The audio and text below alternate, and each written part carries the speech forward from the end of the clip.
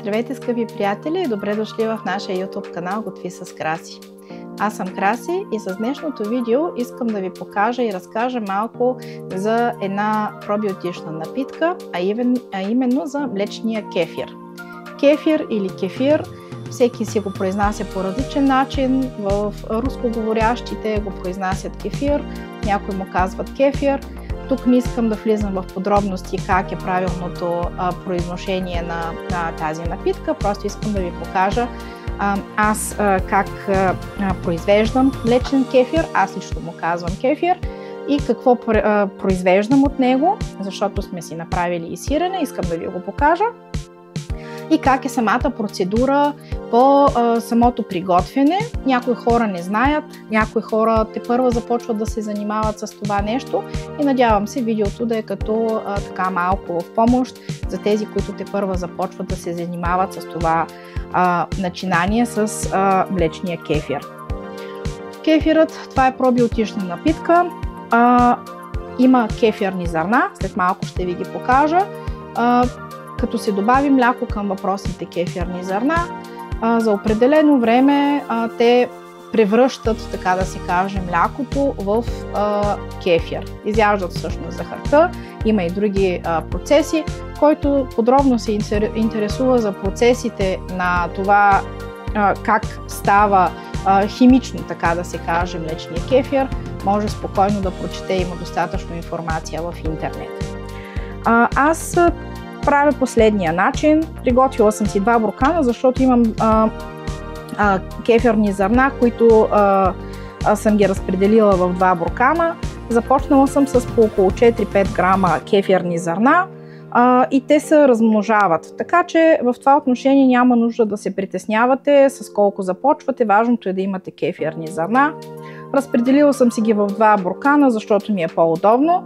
Аз като цяло не правя изключително големи количества от кефир, т.е. не слагам прекалено много прясно мляко към самите кефирни зърна, а просто слагам между 300 и 500-600 мл.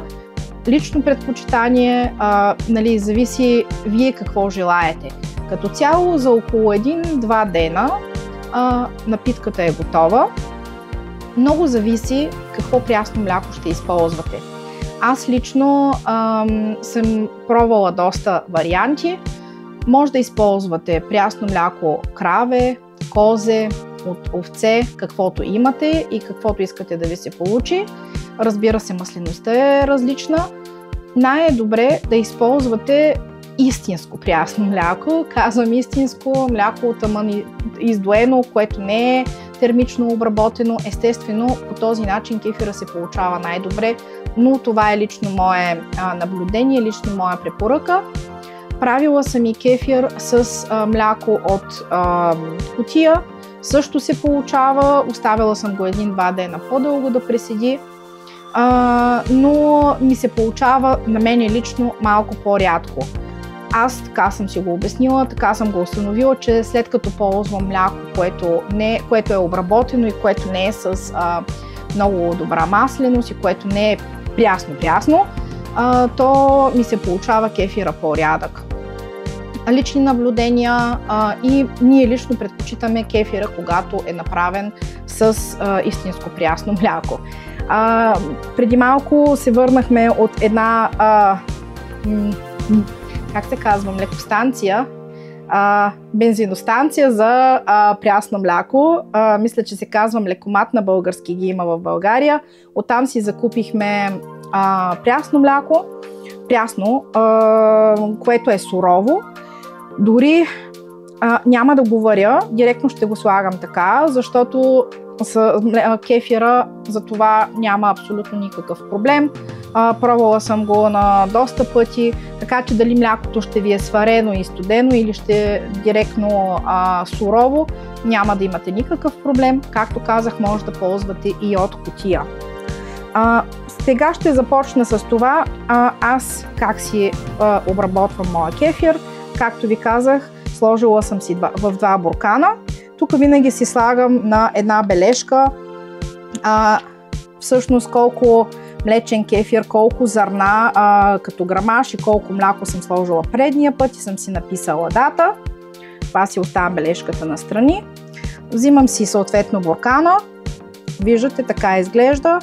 По някой път се отделя доста повече цвик, по някой път по-малко. Различно е, но това да не ви плаши. Отварям си буркана.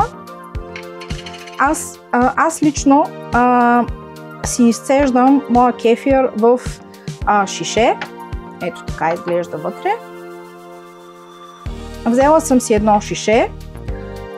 Имам си една фуния и едно такова малко гивгирче, малка цетка, която я слагам тук. Това за мен лично е по-бързо така моята процедура по изцеждане на самия кефир. Някои ползват много по-големи цетки, в по-големи съдове изцеждат самия кефир. Правете го така, както на вас ви е удобно.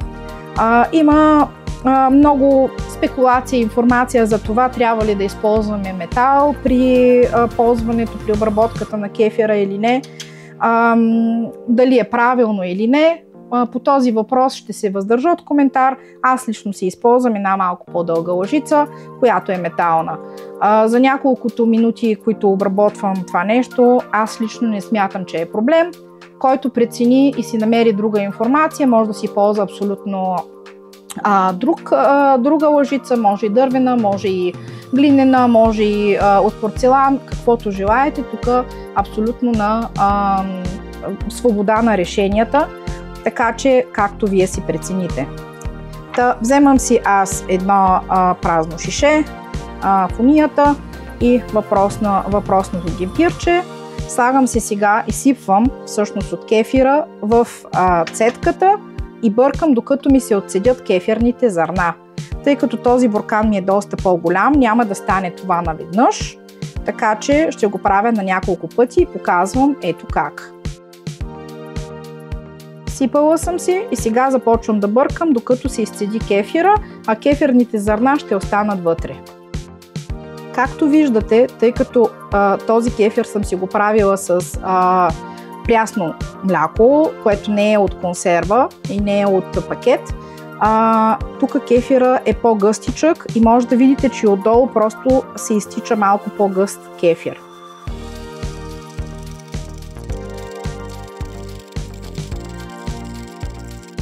Ето виждате, вече кефирните зърна се виждат много по-ясно. Просто разбъркваме до тогава, докато останат само кефирни зърна. Слагам си сега остатъка.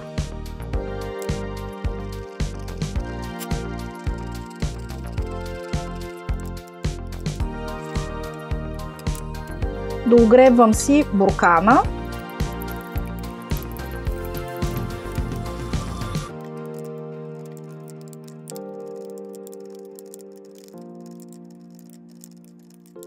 Така изглеждат кефирните зърна, след като съм ги освободила от млякото, от самия кефир.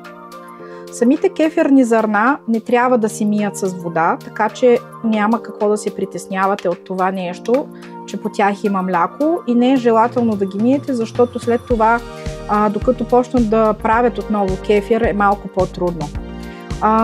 Друго нещо, което мога да ви споделя относно съхранението на кефира, все пак, ако решите да пътувате някъде в отпуска или няма да ви има определено време или просто искате да направите малко пауза, кефирът спокойно може да го съхранявате в хладилника, като го сложите отново в буркан, сипете прясно мляко толкова колкото да покрие самите кефирни зърна и го оставяте в хладилника, така издържа доста време. Ние бяхме и в Китай, и в Индия. В Индия бяхме 1 месец, в Китай 2 седмици и по други отпуски, като сме ходили за по-дълго време, за седмица, 2 или 3, по този начин съхранявам кефира. След като се прибереме, отново го възобновявам с малко по-малко прясно мляко, започвам и абсолютно никакъв проблем. Така че има дори хора, които замразяват кефирните зърна, след което отново ги възобновяват, като се приберат от отпуска или поради една или друга причина. Така че просто вие както решите.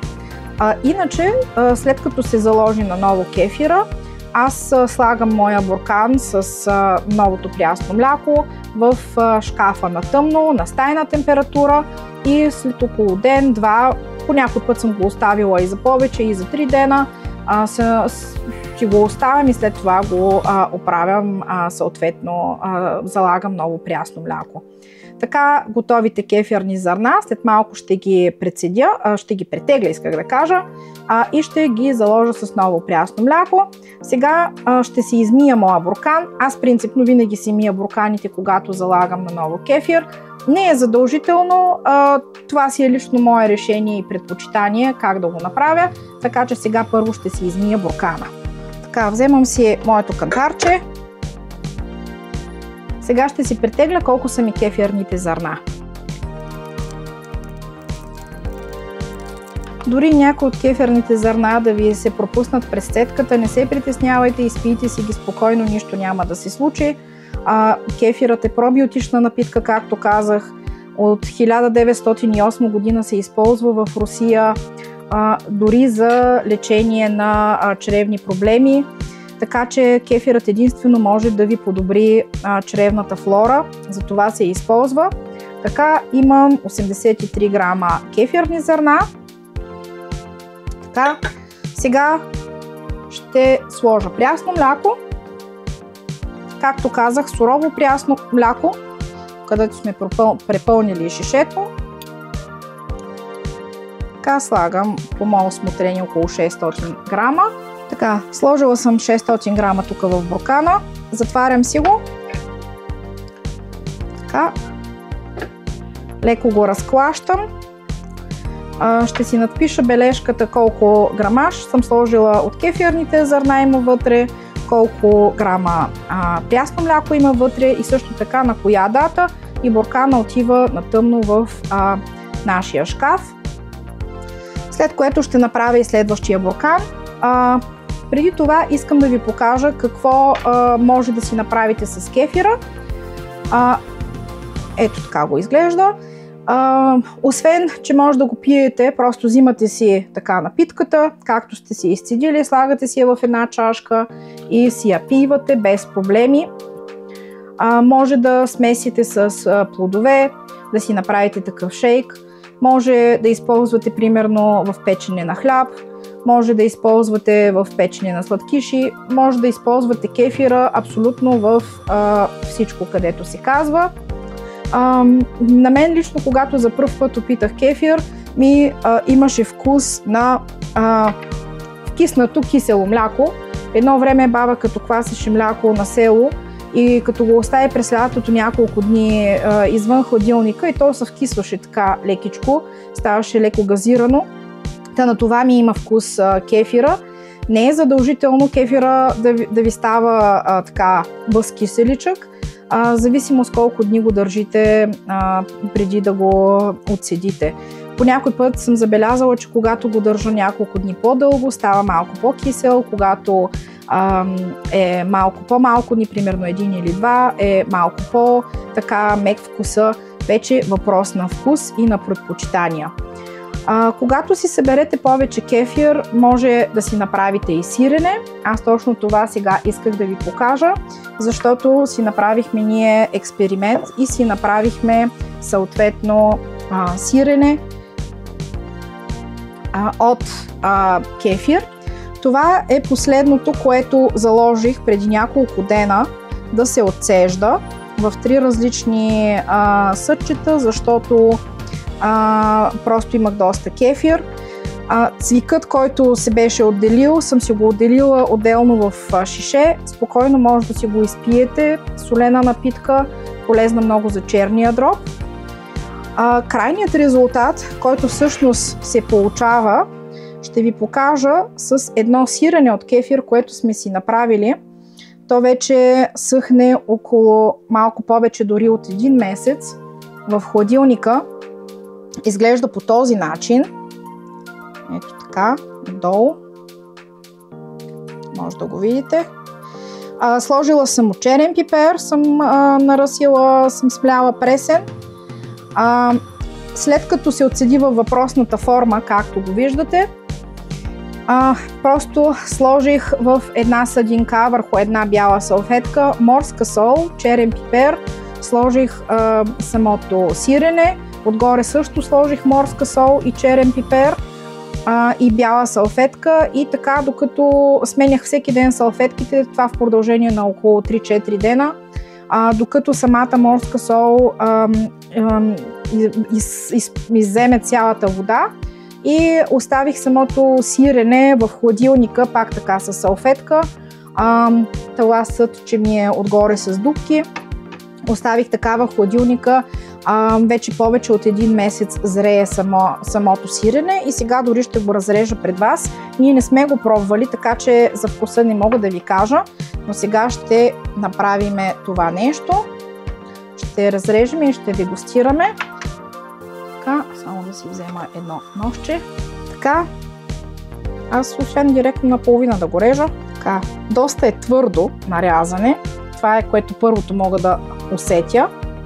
И ето така изглежда отвътре.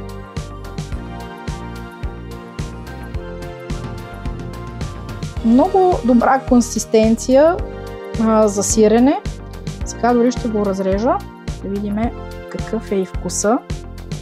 Както казах, ние за пръв път пробваме такова нещо. За пръв път правя и пробваме.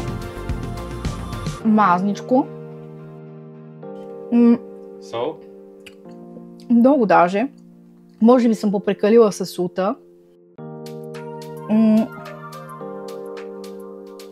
Все едно ядеш наистина много солено сирене. Най-вероятно съм прекалила със солта. Но като за първи опит, честно казано, мъничко парченце ще ти дам, за да не ти накъртва. Знаеш как хубаво ще върви с винце? Чудесно ще е. Пробвай. То се е получило леко като овче сирене, между другото. Доста е мазничко. Просто е доста солено, може би. Или трябва да се обесоли малко, или не трябва просто да се слага толкова.